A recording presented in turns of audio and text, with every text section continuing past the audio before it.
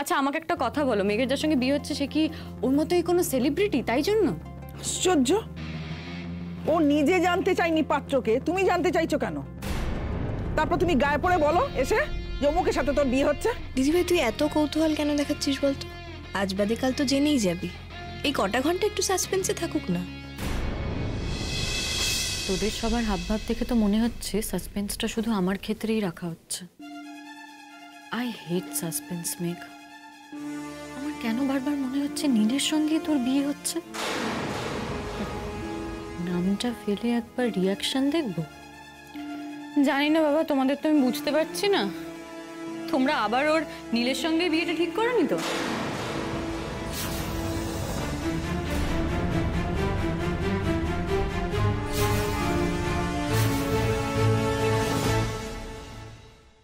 দিদিভাই আরে রাগ করিস না, আই এম রিয়েলি সরি। দেখ এটা তো ইম্পসিবল না। ওদিকে নীলেরও আজকে বিয়ে, ব্যাপারটা হলে কিন্তু মন্দ হয় না। আমার খাওয়া হয়ে গেছে, উঠে যাচ্ছি। মেঘ, মেঘ শোন, কিছুই তো খেলি না, বস মা। কি হলো? নীলের নাম শুনে তোর খিদে চলে গেল নাকি রেগে গিয়ে খাচ্ছিস? ময়ূরী, একটু চুপ করবে তুমি? এসে থেকে তুমি অসভ্যতামি শুরু করেছো। কোনো কিছুতেই কি নিজেকে বদলাবে না তুমি? মেঘ, খাওয়া শেষ করে ওঠো। আর ময়ূরী, তুমি নিজেকে এমন একটা জায়গায় নিয়ে গেছো যেখানে তোমার পাশের মানুষেরা তোমার প্রতি বিরক্ত হচ্ছে, অশান্তির ভয় পাচ্ছে। তুমি খেয়ে নাও, তারপর মেঘের বর সম্পর্কে আমি তোমাকে বলছি। ও শুনতে চায় না, তাই ওর সামনে বলবো না। তুমি খেয়ে আমার ঘরে এসো। মেঘ, বসো।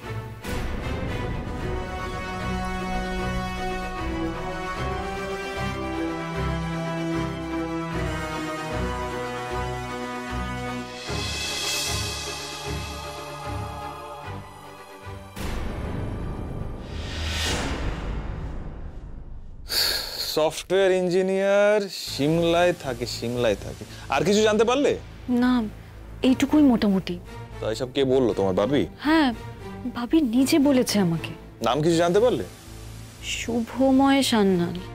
শুভময় সান্যাল, শুভময় সান্যাল সফটওয়্যার ইঞ্জিনিয়ার, সিমলায় থাকে। আচ্ছা, তোমার বাপির আদরের ছোট মেয়ে, তার বিয়ে এত দূরে কেন দিচ্ছে? আমার তো মনে হচ্ছে আমার হাত থেকে বাঁচানোর জন্যই বাবি এটা করছে। কিন্তু বাবি জানে না আমি চাইলে পৃথিবীর যে কোনো প্রান্তে গিয়ে মেঘের ক্ষতি করে আসতে পারি। মেঘ, আমার লাইফটা তো তুমি শেষ করে দিয়েছো। আমার রিভেঞ্জ কাজে এসেও আসে। রিসর্ট কাণ্ড থেকে তুমি ক্লিনলি বেরিয়ে গেলে, ফেসে গেলাম সেই আমি। আর এখন তুমি বিয়ে করে হাসি হাসি মুখে হ্যাপি হ্যাপি হয়ে সংসার করবে, আর আমি জেল কোর্ট এসব করে চিরকাল ঘুরবো নাকি? না না না না না, তা তো হয় না। এইভাবে আমি কারোর কাছে হেরে যেতে পারি না মেঘ, একেবারে না। ওই ময়ূরীকে উস্কেই আমাকে নিতে হবে আমার ফাইনাল রিভেঞ্জ। কাঁটা দিয়ে কাঁটা তুলব। আচ্ছা রূপ, তুমি এদের খোঁজ নিতে পারো? ডিটেলস জোগাড় করে এনে দেবে আমাকে। দেখো এখন তো ওরা এখানেই আছে কলকাতায়, আর হাজার হোক বোনের শ্বশুর বাড়ি, একটু খোঁজ খবর তো নেওয়া উচিত, তাই না? পাগল নাকি? তারা কোথায় থাকে কি করে বুঝবো? ভাবি তো বললো ওদের অরিজিনাল বাড়ি নাকি ওই নর্থের দিকে, ডানলপের সাইডে। তো ওই সব জায়গায় গিয়ে একটু খোঁজ করলে হয় না? হোয়াট? নর্থে ডানলপ এরিয়া, সেটাও কি এইটুখানি জায়গা নাকি? ময়ূরী, তুমি যখন জেনেই গেছো যে মেঘ আর নীলের মধ্যে বিয়ে হচ্ছে না, তো এইসবের মধ্যে তোমার ইন্টারেস্ট থাকার কথা নয়। এসব নিয়ে কেন ভাবছো এত? এসব কেন কেন খোঁজ করতে চাইছো তুমি? মেঘের বিয়ে হচ্ছে, আরো সুখী থাকবে, এটা কি আমার ইন্টারেস্ট দেখানোর জন্য ইনাফ রিজনস নয় রূপ? আর আমি জানি না কেন আমার মনে হচ্ছে যে ভাবি আমাকে বিয়ের আগে এসব ভুলভাল কথা বোঝাচ্ছে, বুঝলে তো? যাতে আমি বিয়ের আগে আসল বরের নাগাল না পাই। তা আমার কথাটা তোমার মিথ্যে বলে কেন মনে হচ্ছে? আমি তো বললাম তোমাকে, আমি নিজের কানে ওদের বলতে শুনেছি ওদের দুজনের মধ্যে বিয়ে হচ্ছে না, আলাদা আলাদা ভাবে বিয়ে হচ্ছে। সেটাও ঠিক, কিন্তু মেঘ তো ওর বরের কথা কিছু জানে না। ময়ূরী, তুমি আনন্দ করো, এনজয় করো ময়ূরী। তোমার বোনের বিয়ে, তোমার ছোট বোনের বিয়ে, সে নতুন করে জীবন শুরু করছে, পুরোনো দিনের কথা ভুলে যাও না, ভুলে যাও। মেঘ কি ভাবে তোমার লাইফে আজকের অবস্থার কারণ হয়েছে, ভুলে যাও না সেসব কথা। মনেটাই কি লাভ বলো তো? তুমি বরং একটা কাজ করো, তুমি ওই হার মেনে নতুন করে এগোনোর চেষ্টা করো লাইফে, রাইট? আমার মনে হচ্ছে তুমি হারটা মেনে নিয়েছো, আর তারপর সেটা মেনে নিয়ে দারুণ আনন্দে আছো, নাকি ভয় পেয়ে গেছো যে মেঘের উপর প্রতিশোধ নিতে গেলে আবার বিপদে পড়ে যাবে তুমি? তাই ধরে নাও না। আরে কাল যখন ওই মেঘদের ফলো করে বাড়ি ফিরলাম, তখন মা আমাকে এইসব কথাগুলো বলেছে, এই মেঘ আর গিনি এদের প্রতি প্রতিশোধ নিয়ে কোনো লাভ নেই, কি হবে, তাদের বিপদ বাড়বে। তার থেকে বরং নিজের লাইফে এগিয়ে যাওয়াটাই ভালো, তাই না? আমিও ভালো ছেলের মতো সেটা মেনেই নিলাম। আসলে কি বলো তো, ওইটা কোথাও তো একটা থামতে হবে না? শাট আপ রূপ, তুমি তোমার কাজে মন দাও। পুরোনো কথা তোমাকে ভাবতে হবে না। আর শোনো, আমার এটা স্বীকার করতে কোনো অসুবিধা নেই যে আমি মেঘকে সুখী সুখী দেখতে সহ্য করতে পারবো না, অন্তত এই জন্মে তো না।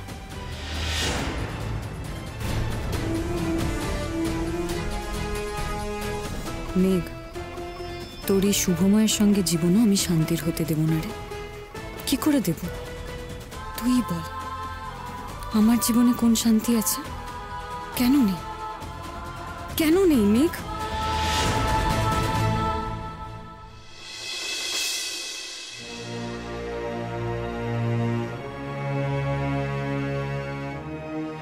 তোর একটা অস্বস্তি হচ্ছে কেন গো? শরীর খারাপ করছে নাকি? না না, সেসব ঠিক আছে। মনটা কিরকম খচখচ করছে। কেন? মেঘের মনটা ঠিক নেই বলে? আচ্ছা অনিন্দ, আমরা এসব কেন করছি? মেঘের মুখে হাসি ফোটাবার জন্যই তো করছি, তাই না? সেটাই তো ভয় করছে, মেঘের মুখে হাসি ফুটবে তো। ময়ূরী এসে পড়েছে, ও আবার কিছু একটা ঘটাবে। যদি ঘটায় আবার একটা অশান্তি। আচ্ছা অনিন্দ, তুমি তোকে শুভময় সান্যালের গল্পটা বলে দিয়েছো, তাই তো? আশা করি এবারও নিশ্চিত হয়েছে যে নীলের সাথে মেঘের বিয়েটা হচ্ছে না। সেটাও তো অস্বস্তি হচ্ছে। দুই সন্তানের সঙ্গে আমরা মিথ্যাচার করছি, ভালো লাগে? মিথ্যের ঝুড়ি সাজিয়ে একটা শুভ অনুষ্ঠান কোন বাবা মার করতে ভালো লাগে বলো তো? অনিন্দ প্লিজ, এভাবে তুমি অপরাধ বোধে ভুগো না প্লিজ। তো দেখবে সব ঠিক হয়ে যাবে, সব ভালো হবে, মেঘের মুখে হাসি ফুটবে, তুমি দেখো। কিন্তু ময়ূরী, ও যদি এই সর্বনাশা খেলা থেকে নিজেকে দূরে সরিয়ে রাখতে না পারে, তাহলে দেখো আপনা হতেই জ্বলে জ্বলে শেষ হয়ে যাবে। মাঝে মধ্যে বড় কষ্ট হয় অনিন্দ, খুব কষ্ট হয় জানো। ময়ূরী আমার থেকে কত কত দূরে চলে গেছে।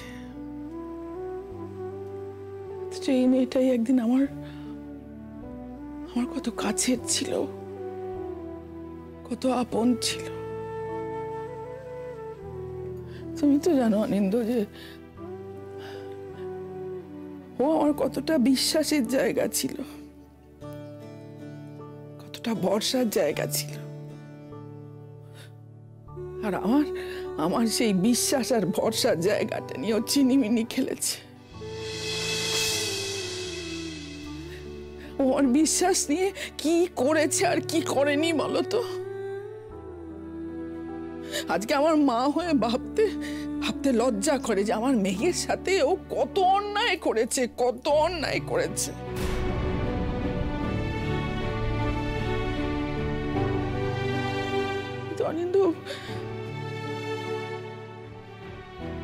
অনিন্দ আমার ময়ূরী যে পাপ করেছে তার শাস্তি যদি ঈশ্বর দেয়, তাহলে আমি তো মা, আমিও তো সেই একই অন্যায় করেছি। তাহলে ঈশ্বর আমার ময়ূরীকে পাপের শাস্তি না দিয়ে আমাকে দিক। আমি তো অবাগা মা, বলো, দুর্ভাগা মা।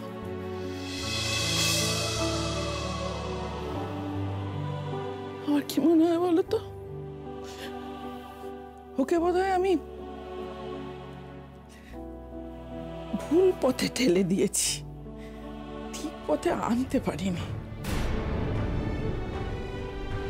তারপর আমি সরে এসেছি, ও আরো একা হয়ে গেছে। কিন্তু আমি তো ওকে ভালো পথে কখনো আনতে পারলাম না অনিতা। চেষ্টা করলাম কিন্তু পারলাম না। চেষ্টা তুমি করেছিলে মধুমিতা।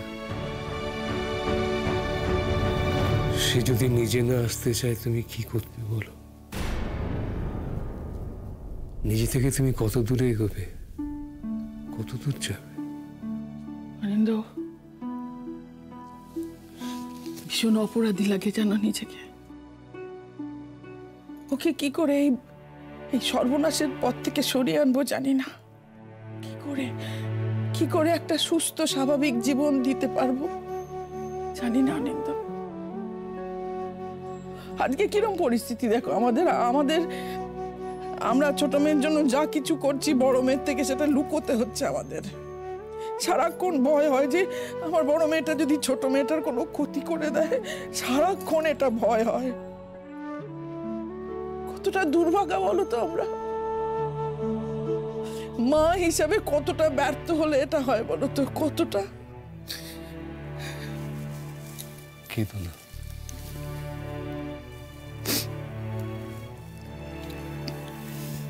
আমি তোমাকে আগেও বলেছি, আবারও বলছি, আমাদের সামনেটা নিয়ে ভাবা দরকার, কালকের দিনটা নিয়ে ভাবা দরকার। আগে ভাবো। আমার চেয়ে বড় ভয় করছে আনন্দ। সে কি? তুমি আমাকে সাহস দিয়ে এত দূর পর্যন্ত নিয়ে এলে, এখন তোমার ভয় করছে? আমি কনফিউজড ছিলাম, তুমি তো শিওর ছিলে। আমি বুঝতে পারিনি। বলেছিলে তো নীল আর মেঘ আবার মিলবে, তাদের অসমাপ্ত জার্নিটা আবার শুরু করবে। তুমি তো বলেছিলাম এখনো অনিন্দ নীল আর মেঘের সুখী জীবনের স্বপ্ন দেখছি। সেই আশায় বুক বেঁধেই তো বসে আছি। কিন্তু সবকিছু গন্ডগোল হয়ে যাবে না তো অনিন্দ? দেখেছ, শেষ পর্যন্ত কিন্তু আমরা দুজনে একই রকম ভাবছি। দুজনে দুজনকে সান্ত্বনা দেবার চেষ্টা করছি, দুজনে দুজনকে সামলাবার চেষ্টা করছি। আমাদের এই যে যৌথ জীবন, এখানেই বোধহয় এর সার্থকতা। নীল আর মেঘের যখন আমাদের মতো বয়স হবে, হয়তো ওরাও একে অন্যের পাশে এইভাবে দাঁড়াবে, থাকবে। মধু, আমাদের বুড়ো বুড়ির জীবনটা না বোধহয় এভাবেই চলবে। মাঝে মাঝে আমি রাস্তা হারিয়ে ফেলবো, সব গুলিয়ে যাবে, সংশয়ে এলোমেলো হয়ে যাব।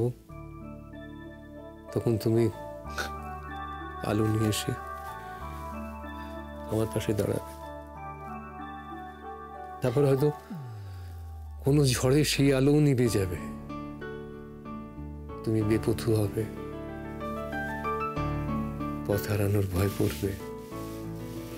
তখন আমি দাঁড়াবো তোমার পাশে, হাত ধরে। কতদিন পর তুমি আমায় মধু বলে ডাকলে। মেয়ে দুটোকে থিতু করে চলো আমরা আরেকবার হানিমুনে ঘুরে আসি। খুব শখ না? কেন ইচ্ছে করে না?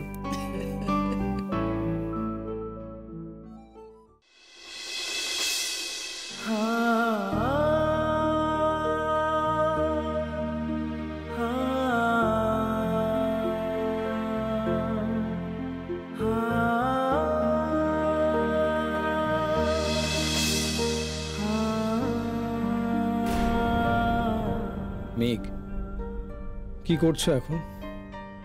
খুব ব্যস্ত? বিয়ের তোড়জোড়? তোমার গলাটা শুনতে খুব ইচ্ছে করছে, জানতে ইচ্ছে করছে কেমন লাগছে আরো একবার নতুন করে কোনো সম্পর্কে জড়ানোর আগে। তুমি কি ভাবছো তোমার কেমন লাগছে? একবার ফোন করবো তোমাকে, একবার কথা বলবে? প্লিজ মেঘ, ফোনটা তুলো।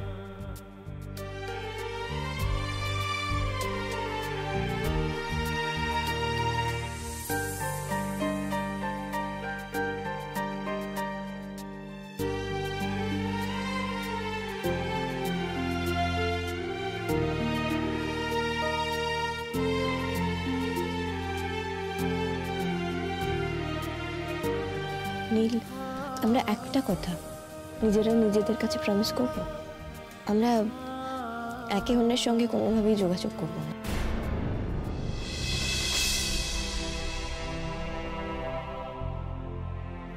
মেঘ, তুমি কি বলেছিলে মনে আছে? বলেছিলে তুমি আমার সঙ্গে কথা বললে একটু একটু করে আবার দুর্বল হবে। মেঘ, তার মানে তুমি আজও দুর্বল হও আমার কারণে। তুমি নিজের মুখেই বলে ফেলেছিলে কথাটা। মেঘ, আমি মরালিটি জানি না, আমি নৈতিকতা বুঝি না, আমি তোমাকে বুঝি। আমি কিন্তু আমার বিয়ের আগের দিনও এক মুহূর্তের জন্য ভুলতে পারছি না তোমাকে। ভাবতেই পারছি না অন্য কাউকে কি করে এই মনে আমি ঠাঁই দেব, কি করে এক কথায় ভুলে যাব তোমাকে। মেঘ, তুমি যে আমার মধ্যে এখনো ভীষণ ভীষণ ভাবে বর্তমান। একবার কথা বলতে ইচ্ছে করছে তোমার সঙ্গে, বলবে কথা?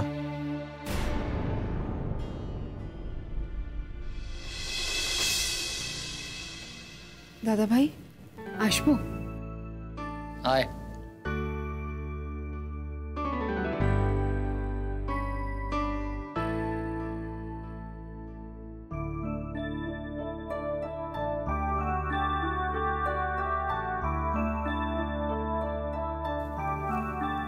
আমাকে নিয়ে একটু বেরোবি? কোথায়?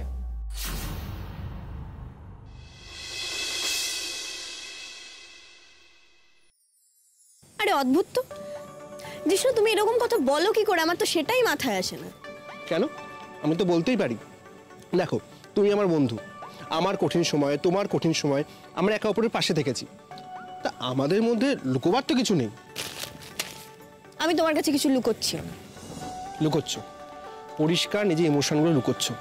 তুমি অন্য কারোর কাছে নিজে ইমোশনগুলো লুকিয়ে রাখতে পারো মেঘ, কিন্তু নিজে বেস্ট ফ্রেন্ডের কাছে নয়। বেশ, যদি আমি নিজের ইমোশন লুকিয়েও থাকি না, তাহলে জানবে যে সেটা প্রকাশ করার মতন নয়, তাই জন্য লুকিয়েছি। কোথায় প্রকাশ করো না? যে কাছে তো প্রকাশ করেছো। এই জিষ্ণু, প্লিজ থামবে তুমি একটু? প্লিজ একটু থেমে যাও। তোমার অনেক কথা তো শুনলাম, আমার আর ভালো লাগছে না তোমার এই কৈশোর প্রেম টাইপের কথাবার্তা। আমি তোমার সঙ্গে যাব, তাও আবার নীলের সঙ্গে দেখা করতে। আমার প্রস্তাবটা সেরকমই। আমি না জাস্ট বুঝতে পারছি না, এইসব বাজে বকার জন্য তুমি আমাকে নিয়ে বেরোলে। বাড়িতে যদি বলতে না, আমি জাস্ট না করে দিতাম, তাই বেরোনোর পরে এগুলো বলছি। দূর, রেগে যাচ্ছ কেন? আমি কি শুধু তোমাকে নীলের সঙ্গে দেখা করানোর জন্য নিয়ে বেরিয়েছি নাকি? একটা কথা বলো তো, তোমাকে ছাড়া তোমার গিফটটা কিনতাম কি করে? হ্যাঁ, এটাই তো আমার ভুল হয়েছে, ওই গিফট কিনতে তোমার সাথে বেরোনো। এই নীলকে ডাকি? একদম না জিষ্ণু, আমার কিন্তু সত্যি মাথাটা গরম হচ্ছে। আরে বাবা, কাল আমার বিয়ে, তুমি কি ভুলে যাচ্ছ নাকি? তো তাতে কি হয়েছে? মানে তাতে কি হয়েছে জিষ্ণু? আমার মিনিমাম একটা অনেস্টি আছে। আমি যখন একবার ঠিক করেছি যে আমি মা বাপির কথা শুনে মিস্টার এক্সকে বিয়ে করব, তখন সেই মিস্টার এক্সের প্রতি আমার একটা মিনিমাম দায়বদ্ধতা আছে। সে মানুষটা আমাকে জানে না, শোনে না, তাই এমন কিছু আমি করবও না যাতে তার আমার প্রতি একটা অবিশ্বাস আসে। এখানেই তুমি ভুল। সে তোমাকে জানেও এবং শোনেও। তোমার গানের কিন্তু সে বিশেষ ভক্ত। শুনেছি তোমার সব অনুষ্ঠানেও নাকি সে যায়। ও, তাকে নিয়ে তাহলে তোমার বাপির সঙ্গে এত কথা হয়? বলতে পারো। তার থেকেও অনেক বেশি বলতে পারো। তোমার মতোই চিনে গেছি। বুঝলাম। তুমি নীলকে বলে দিও, বুঝলে, যে ওর এই প্রস্তাবে আমি যথেষ্ট অফেন্ডেড। জীবনটা তোর সিনেমা না, এটা আমি আগেও বহুবার বলেছি, আবারও বলছি। আর প্লিজ তোমরা এই ড্রামা থেকে এবার বেরিয়ে এসো তো। আচ্ছা, নীল আমাকে পাঠিয়েছে, তোমায় কে বললো? মানে তোমার এমনি এমনি হঠাৎ করে মনে হলো যে আমি আমার বিয়ের আগের দিন রাতে আমার এক্স হাজবেন্ডের সঙ্গে দেখা করতে আসবো? 1 মিনিট দাঁড়াতো, তার মানে এটা গিনির আইডিয়া, তাই তো? আশ্চর্য, হ্যাঁ? তোমাদের দুজনের কি কোনো কাণ্ডজ্ঞান নেই নাকি বলো তো? আচ্ছা, এত কাণ্ডজ্ঞান নিয়ে কি হবে বলো তো? নিজের মনে ইমোশনগুলো চেপে রেখে কোনো লাভ আছে? একটাই তো লাইফ। শোনো জিষ্ণু, শেষবার যখন আমার আর নীলের দেখা হয়েছিল তখন আমরা দুজন দুজনকে প্রমিস করেছিলাম আমরা নিজেদের মধ্যে আর কোনো কন্ট্যাক্ট রাখবো না, আমরা দেখাও করব না। আমরা এটা বলেছিলাম যে আমরা আমাদের ভবিষ্যতের কাছে অবিশ্বাসী হব না, আর আমরা এটাও প্রতিজ্ঞা করেছিলাম যে আমরা আমাদের ফিউচার পার্টনারের প্রতি অনেস্ট থাকব। সে অনেস্ট কি তুমি নিজের মনের কাছে থাকতে পেরেছো? একটা কথা বলো তো মেঘ, এই কদিনে তুমি নীলের কথা ভাবোনি? সেটা ইররিলেভেন্ট নয়, ধরে নাও তোমার ভাবনাটাই তোমার নিয়তি হয়ে তোমাকে এখানে টেনে নিয়ে এসেছে। আমি না আমার ভাবনাকে ধমকে ঠেকাতে পারি, আর এখানে আমাকে নিয়তি টেনে আনেনি, এনেছো তুমি। আচ্ছা তুমি কেন এরকম জোর করছো বলো তো? আমাদের না বহুবার দেখা হয়ে গেছে, আমাদের আর দেখা করার মতো কিছু নেই, দেখা করে কথা বলার মতনও কিছু নেই, সব কিছু ফুরিয়ে গেছে। বেশ, দেখা যাক কিছু বলার আছে কিনা। হ্যালো, হ্যাঁ আমরা এদিকে আছি, গাড়ি কাছে এদিকে, দেখতে পাচ্ছো?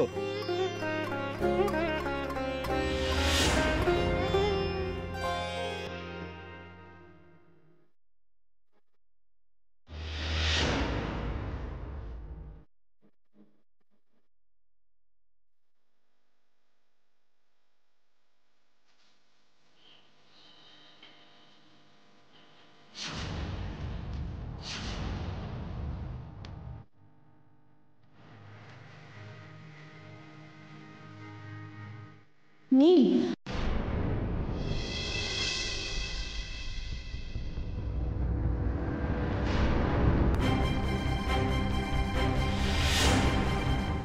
I can't believe this. মেঘ, আই এম সরি, আমি নই, বিশ্বাস কর।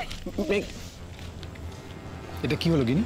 হ্যাঁ জিষ্ণু, মানে তোমাদের মধ্যে কিছু কথা বলা থাকতেই পারে, তাই জন্য মেঘ